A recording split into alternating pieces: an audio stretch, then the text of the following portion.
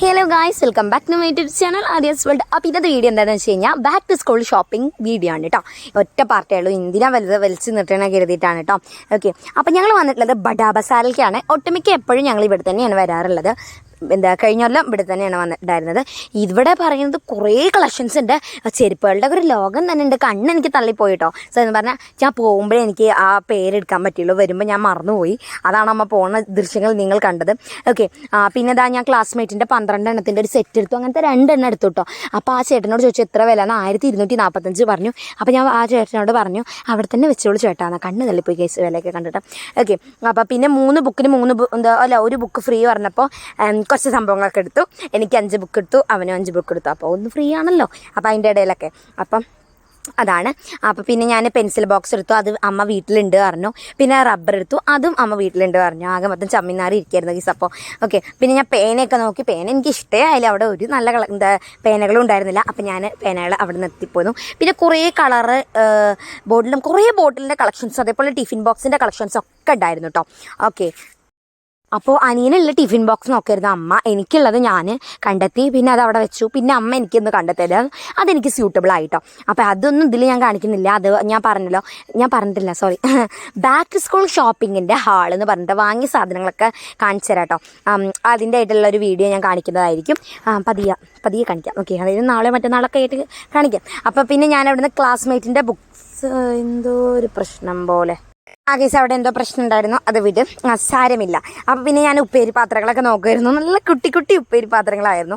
ഉപ്പേരി പാത്രം എക്സ്ട്രാ വാങ്ങിയിട്ടുണ്ടായിരുന്നില്ല, അതിൽ തന്നെ ഉണ്ടായിരുന്നു, ടിഫിൻ ബോക്സിൽ തന്നെ ഉണ്ടായിരുന്നു. പിന്നെ ഞാൻ അതൊന്നും വാങ്ങാൻ നിന്നില്ല. പിന്നെ ഇതൊക്കെ വരിപ്പെറുക്കിയിട്ട് കൊട്ടയിൽ ഓൾറെഡി ഉണ്ടായിരുന്നു.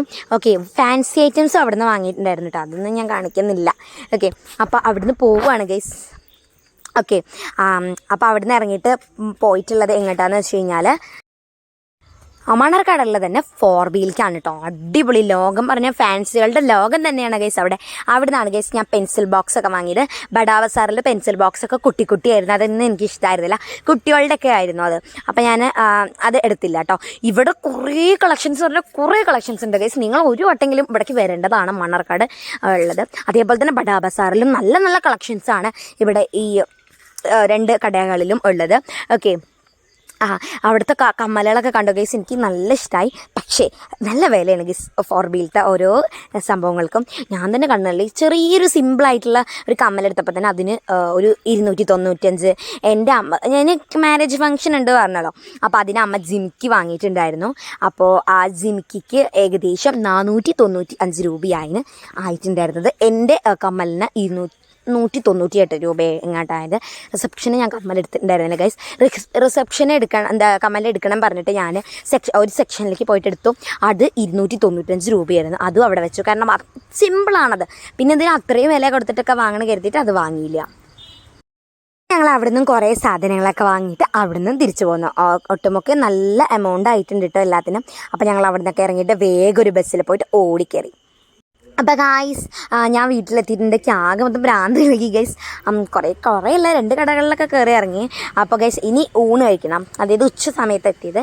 ഊണ് കഴിച്ചിട്ട് ഒന്ന് കിടക്കണം എന്നുണ്ട്. പക്ഷേ എനിക്ക് ഗൈസ് ഇതൊക്കെ കണ്ട് ഞാൻ കിടന്നില്ല ഗൈസ്. ഇത് സത്യം പറഞ്ഞാൽ വോയിസ് ഓവർ കൊടുക്കുന്നത് രാത്രിയാണ്. അപ്പോൾ ഞാൻ കിടന്നില്ല. എനിക്ക് നല്ല ക്ഷീണമുണ്ട്. ഇനി ഈ രാത്രി കിടന്നുറങ്ങണം നന്നായിട്ട്. അപ്പോൾ അത്രയുള്ള ഗൈസ് ഇന്നത്തെ വീഡിയോ എന്ന് പറയുന്നത്. അപ്പോൾ ഇത് ഷോപ്പിങ്ങിൻ്റെ ഹാൾ വരുന്നതായിരിക്കും. എല്ലാവരും കണ്ട് സപ്പോർട്ട് ചെയ്യുക. പിന്നെ പ്ലീസ് സബ്സ്ക്രൈബ് മീ. അപ്പോൾ ബൈ. എല്ലാവരും സബ്സ്ക്രൈബ് ചെയ്യണേ.